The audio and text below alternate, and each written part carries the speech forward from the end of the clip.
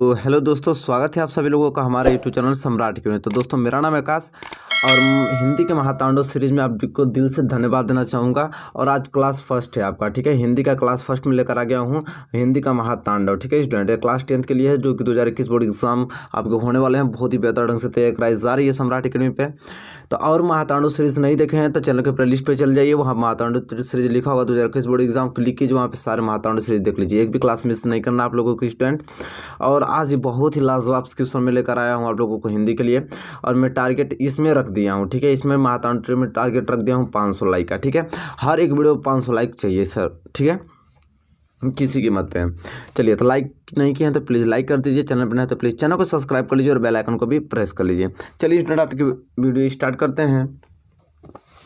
और सबसे पहले महत्वपूर्ण प्रश्न हम देखेंगे स्टूडेंट यहाँ पे। सबसे पहले हम लोग देखेंगे, देखिए पहला प्रश्न आपके इस प्रकार ढंग से पूछता है, सत्य और असत्य प्रकार के प्रश्न हो, ठीक है। 4 ऑप्शन दे देगा, कहेगा बताइए कौन सत्य कौन असत्य है, ठीक है। तो यहाँ से आपके क्वेश्चंस बढ़िया बढ़िया आते हैं क्वेश्चंस, वहाँ से पहले ये क्वेश्चंस क्लियर कर लेते हैं, ठीक है। तो देखिए प्रश्न में आपको किस प्रकार पूछेगा, कहेगा कि निम्नलिखित कथनों में से कोई एक कथन सत्य है, उसे पहचान कर लिखिए, ठीक है। जैसे कि पहला प्रश्न आप देख पा रहे हैं, बहुत इंपॉर्टेंट प्रश्न आप लोगों को कराने वाला हूँ, ठीक है। सारे प्रश्नों को आपको नोट करते चलना स्टूडेंट। जैसे पहला प्रश्न आपको देखा, बहुत ही ज़्यादा पॉपुलर प्रश्न बता रहा हूँ। जैसे गोदान प्रेमचंद का प्रसिद्ध कहानी संग्रह है, तो ये क्या आपका है, असत्य है। कह रहा है कि गोदान प्रेमचंद का प्रसिद्ध कहानी संग्रह है, कहानी संग्रह है, तो क्या है, असत्य है स्टूडेंट, ठीक है। दूसरा ऑप्शन है बूंद और समुद्र के लेखक अज्ञेय हैं, बूंद और समुद्र के लेखक जो हैं वो अज्ञेय हैं, बिल्कुल नहीं, तो क्या हो जाएगा, असत्य हो जाएगा स्टूडेंट, ठीक है। जैनेन्द्र एक प्रसिद्ध उपन्यासकार हैं, जैनेन्द्र एक प्रसिद्ध उपन्यासकार थे, बिल्कुल सही बात है, इसलिए इसको क्या लिख दिया जाएगा, सत्य लिख दिया जाएगा। और चौथा ऑप्शन है कि नंद दुलारे वाजपेयी कहानीकार के रूप में प्रसिद्ध हैं, नंद दुलारे वाजपेयी कहानीकार के रूप में प्रसिद्ध हैं, तो क्या हो जाएगा, असत्य हो जाएगा स्टूडेंट, ठीक है। तो ऐसे ही 4 ऑप्शन आपको देंगे, असत्य और असत्य आपको लिखना पड़ेगा स्टूडेंट, ठीक है। बहुत ही ज़्यादा महत्वपूर्ण प्रश्न पहला आपका क्लियर हो गया। अब प्रश्न नंबर दूसरा नोट कीजिए। प्रश्न नंबर दूसरा पहला है कि आचार्य रामचंद्र शुक्ल एक प्रख्यात नाटककार हैं, आचार्य रामचंद्र शुक्ल एक प्रख्यात नाटककार हैं, तो क्या हो जाएगा, असत्य हो जाएगा स्टूडेंट, ठीक है। इसी तरह रामविलास शर्मा उपन्यासकार के रूप में प्रसिद्ध हैं, जो रामविलास शर्मा है वो उपन्यासकार के रूप में प्रसिद्ध हैं, तो बिल्कुल नहीं, ये क्या हो जाएगा, असत्य हो जाएगा स्टूडेंट, ठीक है। क्या भूलूं क्या याद करूं कहानी विधा की रचना है, बिल्कुल नहीं, असत्य हो जाएगा।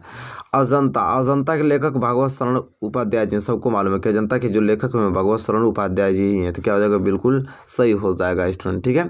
तो देखिए कि क्वेश्चन नंबर दूसरा था, जो कि बहुत ही ज़्यादा महत्वपूर्ण प्रश्न है। उम्मीद करता हूँ क्वेश्चन नंबर पहला और क्वेश्चन नंबर दूसरा आपने बहुत अच्छे ढंग से नोट कर लिया स्टूडेंट, ठीक है। चलिए, यहाँ से क्लियर हो गया। अब देखिए क्वेश्चंस किस प्रकार और पूछे जाते हैं। यहाँ से तो 1 नंबर आपको क्लियर हो गया। अब देखिए क्वेश्चन अति लघुत्तरीय के महत्वपूर्ण प्रश्न पूछे जाते हैं, ठीक है। किसके, तो अति लघुत्तरीय महत्वपूर्ण प्रश्न पूछे जाते थे। अब देखिए किस प्रकार पूछे जाएंगे और उसको नोट कीजिए, जो कि बहुत ही ज़्यादा महत्वपूर्ण प्रश्न है, जो कि 2021 बोर्ड एग्जाम में आने के चांसेस हैं। पहला प्रश्न आप नोट कीजिए स्टूडेंट, कह रहा है कि द्विवेदी युग की कालावधि लिखिए, या तो आप कह सकते हैं सरस्वती पत्रिका किस युग में प्रकाशित हुई। द्विवेदी युग की काल अवधि लिखने के लिए बोल रहा है, या तो इस प्रश्न को इस प्रकार घुमा देगा कि सरस्वती पत्रिका किस युग में प्रकाशित हुई। तो देखिए स्टूडेंट, आप उत्तर क्या लिखेंगे कि द्विवेदी युग की कालावधि 1900 से 1920 ईस्वी तक है, 1900 से 1920 ईस्वी तक है। कालावधि का यह निर्धारण सरस्वती पत्रिका के प्रकाशन के आधार पर किया गया है, ठीक है। कालावधि का जो ये निर्धारण किया गया है वो सरस्वती पत्रिका के प्रकाशन के आधार पर ही किया गया स्टूडेंट, ठीक है। तो ये पहला बहुत ही ज़्यादा महत्वपूर्ण प्रश्न है, इसको तैयार करके जाइएगा स्टूडेंट, ठीक है। चलिए क्वेश्चन नंबर दूसरे के ऊपर चलते हैं। क्वेश्चन नंबर दूसरा करा है कि शुक्ल युग की समय सीमा बताइए, बहुत ही ज़्यादा महत्वपूर्ण प्रश्न, शुक्ल युग की समय सीमा बताइए। तो देखिए स्टूडेंट, उत्तर क्या लिखेंगे कि शुक्ल युग की समय सीमा जो है 1919 से लेकर 1938 ईस्वी तक मानी जाती है, 1919 से लेकर 1938 ईस्वी तक मानी जाती है स्टूडेंट, ठीक है। चलिए, ये क्वेश्चन नंबर दूसरा है, उम्मीद करता हूँ आपने लिख लिया अच्छे से। क्वेश्चन नंबर तीसरे की ओर बढ़ चलते हैं स्टूडेंट, और क्वेश्चन नंबर तीसरा कह रहा है कि नामवर सिंह किस विधा के प्रमुख लेखक हैं। जो नामवर सिंह है वो किस विधा के प्रमुख लेखक हैं स्टूडेंट। तो देखिए उत्तर लिखेंगे कि नामवर सिंह आलोचना विधा, क्या आलोचना विधा के प्रमुख लेखक के रूप में जाने जाते हैं। आलोचना विधा के प्रमुख लेखक के रूप में जाने जाते हैं कौन? नामवर सिंह। ठीक है, नामवर सिंह, सॉरी नामवर सिंह। तो यहाँ पे क्लियर हो गया नामवर सिंह। बहुत ही ज़्यादा मोस्ट इंपॉर्टेंट प्रश्न। चलिए क्वेश्चन नंबर चौथे की ओर बढ़ चलते हैं। और क्वेश्चन नंबर चौथा स्टूडेंट यह बोल रहा है, जो कि बहुत ही ज़्यादा महत्वपूर्ण प्रश्न है, कि किसी एक नाटककार का नाम लिखिए। बहुत ही ज़्यादा महत्वपूर्ण प्रश्न है, किसी एक नाटककार का नाम लिखिए। तो देखिए इसमें उत्तर क्या लिखेंगे कि भारतेंदु हरिश्चंद्र के बाद एक प्रमुख ऐतिहासिक नाटककार हैं, वो कौन है? तो श्री जयशंकर प्रसाद जी हैं। भारतेंदु हरिश्चंद्र जी के बाद प्रमुख ऐतिहासिक नाटककार हैं जो कि हैं श्री जयशंकर प्रसाद जी हैं। एक क्वेश्चन नंबर चौथा very very most important question से उम्मीद करता हूँ क्वेश्चन नंबर चौथा क्लियर हो गया होगा स्टूडेंट। ठीक है, चलिए क्वेश्चन नंबर पाँचवें की ओर बढ़ चलते हैं। देखिए स्टूडेंट क्वेश्चन नंबर पाँचवा क्या रहा, जो बहुत ही ज़्यादा महत्वपूर्ण प्रश्न है। कह रहा है कि शुक्ल युग के दो प्रमुख लेखकों अथवा निबंधकारों के नाम लिखिए। शुक्ल युग कौन? शुक्ल युग के दो प्रमुख लेखक तथा निबंधकारों के नाम लिखिए। तो देखिए स्टूडेंट उत्तर क्या लिखेंगे कि शुक्ल युग के दो प्रमुख लेखक हैं कौन कौन? चाहे निबंधकार हैं। तो आचार्य रामचंद्र शुक्ल जी हैं और दूसरा बाबू गुलाब राय। ये जो हैं प्रमुख लेखक और निबंधकार हैं स्टूडेंट। ठीक है, बहुत ही ज़्यादा मोस्ट इंपोर्टेंट ये प्रश्न आप लोगों को करा रहा हूँ। ये प्रश्न सारे देखने को मिलेंगे आपको 2021 बोर्ड एग्जाम में, समझ रहे हैं। चलिए एक प्रश्न याद हो गया। आप पूछा जाता है प्रश्न की रचना लेखक के संबंधित प्रश्न उत्तर। आपको विधा लेखक कृति पूछा जाता है। तो एक को आप हेडिंग डालिए विधा, एक को हेडिंग डालिए लेखक और एक को कृति डालिए। ठीक है, चलिए कुछ मोस्ट इंपोर्टेंट क्वेश्चन देखते हैं। जैसे जीवनी विधा। ठीक है, जो विष्णु प्रभाकर हैं वो देखिए इधर जीवनी लिखना है आपको, इधर लेखक की तभी कृति आपको। तो जीवनी विधा के लेखक है मान लीजिए विष्णु प्रभाकर जी। इनकी जो महत्वपूर्ण कृति है आवारा मसीहा। ठीक है, फिर डायरी विधा धीरेन्द्र वर्मा जी। ठीक है, डायरी विधा की रचना इनके लेखक जो हैं धीरेन्द्र वर्मा जी हैं और इनकी कृति जो है मेरी कॉलेज डायरी। बहुत मोस्ट इंपोर्टेंट वाला क्वेश्चंस करा रहा हूँ। अभी पूछ देगा कि दीपदान के कौन लेखक है, किस विधा की रचना है। ठीक है, चाहे किस विधा की कृति है।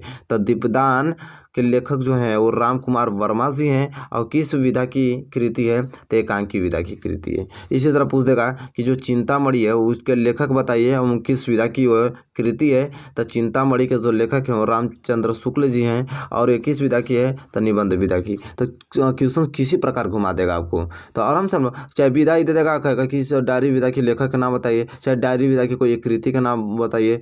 ठीक है, चाहे एकांकी विधा की कोई लेखक का नाम बताइए, चाहे एकांकी विधा की कृति का नाम बताइए। तो किसी तरह भी उलट पुलट के पूछेगा। अगर ये चीज़ क्लियर है तो तुरंत बता देंगे हम लोग। जैसे यहाँ पूछ देगा कि जो नाटक है बताइए, नाटक विधा हमारी है, इस नाटक विधा के कोई एक लेखक के उनकी कृति का नाम बताइए। तो हम लोग कहेंगे नाटक विधा के जो लेखक हैं जयशंकर प्रसाद जी हैं, उनकी एक कृति चंद्रगुप्त है।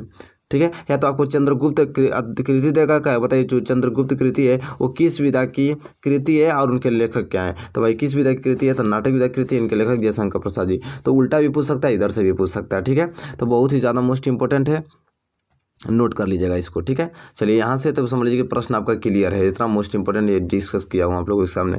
चलिए आगे क्वेश्चन किस प्रकार पूछे जाएंगे? तो प्रमुख लेखक उनकी रचनाएं पूछा जाता है। तो चलिए इधर मैं लेखक लिख दिया हूँ, इधर आपको रचना लिख दिया हूँ और इधर आपको विधा लिख दिया हूँ स्टूडेंट। ठीक है, जैसे आपको देखिए आपको दे देगा जैसे लेखक में भारतेंदु हरिश्चंद्र की कोई एक रचना लिखिए। तो अंधेर नगरी और किस विधा की है? तो नाटक विधा की है।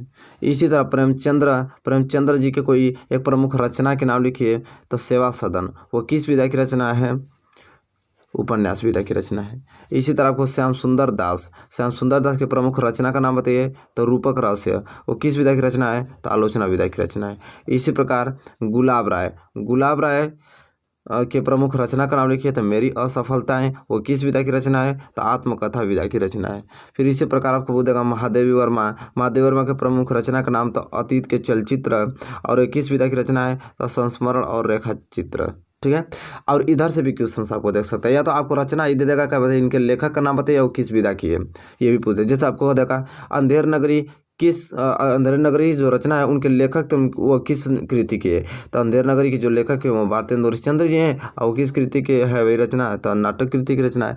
तो क्वेश्चन देखिए इसी प्रकार पूछे जाते हैं, इसको घुमा के इसको दे देगा, इसको घुमा के इसको दे देगा। अगर आपने कंसेप्ट अच्छे से क्लियर किया है तो वो किसी प्रकार घुमाएगा, आप इसका आंसर सटीक एकदम बिल्कुल करेक्ट देंगे। ठीक है, तो ये तौर तरीका होता है याद करने का, ये नहीं कि बस रट्टा मारना, रट्टा नहीं मारना, कंसेप्ट क्लियर करना, समझ रहे हैं। ठीक है, चलिए और क्वेश्चन किस प्रकार पूछा जाता है उसको भी हम डिस्कस कर लेते हैं। चलिए अब देखिए पाठ्य पुस्तक में संकलित लेखक और उनकी रचनाएं।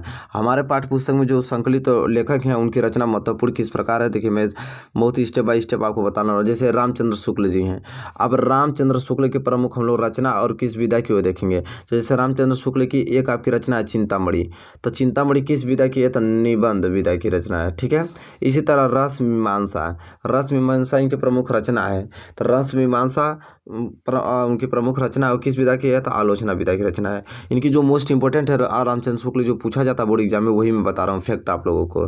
जैसे हिंदी साहित्य का इतिहास, ये भी क्या है, आलोचना ही, आलोचना विधा की रचना है। इसी तरह विचार विधि जो रचना है वो निबंध संग्रह विधा की रचना है। ठीक है, और त्रिवेणी, त्रिवेणी किस विधा की रचना है, तो आलोचना विधा की रचना है। तो यहाँ तक आपको रामचंद्र शुक्ल जी का मोस्ट इंपोर्टेंट रचना विधा आपको याद कर लेना है इतना। ठीक है, इसी प्रकार दूसरा है जयशंकर प्रसाद जी। ठीक है, अब जयशंकर प्रसाद जी का देख लेते हैं, ये भी बहुत ही ज़्यादा महत्वपूर्ण पॉपुलर है। अब जयशंकर प्रसाद जी का जैसे आंधी, आंधी किस विधा की रचना है भैया, कहानी विधा की रचना है। और आकाशदीप, आकाशदीप किस विधा की रचना है, तो कहानी विधा की रचना है। इंद्रजाल किस विधा की रचना है, कहानी विधा की रचना है। कंकाल किस विधा की रचना है, उपन्यास विधा की रचना है। तितली किस विधा की रचना है, उपन्यास विधा की रचना है। देखिए कंकाल, तितली, इरावती बहुत ही ज़्यादा मोस्ट है। इरावती किस विधा की, उपन्यास विधा की। कामायनी ये भी बहुत ही ज़्यादा पॉपुलर है। कामायनी किस विधा की रचना है, महाकाव्य। कामायनी के इनके जो लेखक हैं वो जयशंकर प्रसाद जी हैं। और ध्रुव स्वामिनी ये भी बहुत ही ज़्यादा मोस्ट इंपोर्टेंट है। ध्रुव स्वामिनी किस विधा की रचना है, नाटक विधा की रचना है। तो इस प्रकार आपको देगा, तो देखिए कितना कंसेप्ट क्लियर होगा। लेखक जयशंकर प्रसाद जी, इनके क्या है प्रमुख यहाँ पे आपको रचनाएं दिखाई देने के देख को मिल रहा है आप लोगों को। रचनाएं के साथ साथ वो किस विधा के हैं वो भी आपको देखने को मिल रहा है। बस आप इतना याद कर लेंगे तो क्वेश्चन किसी प्रकार घुमा के पूछेगा आप तुरंत इसका आंसर देंगे। तो इस प्रकार तैयार किया जाता है। ठीक है, फिर देखिए अब आगे हैं डॉक्टर राजेंद्र प्रसाद जी। अब डॉक्टर राजेंद्र प्रसाद के प्रमुख हम लोग रचनाएं देखेंगे, उनकी कृति देखेंगे। अब साहित्य, साहित्य किस विधा की रचना है, निबंध। मेरी यूरोपात्रा बहुत ही ज़्यादा मोस्ट पॉपुलर है, मेरी यूरोपात्रा। यात्रा वृत्त, ठीक है, यात्रा वृत्त विधा की रचना है। इसी तरह मेरी आत्मकथा किस विधा की रचना है, तो आत्मकथा विधा की रचना है। गांधी जी की देन बहुत ही ज़्यादा मोस्ट इंपोर्टेंट है।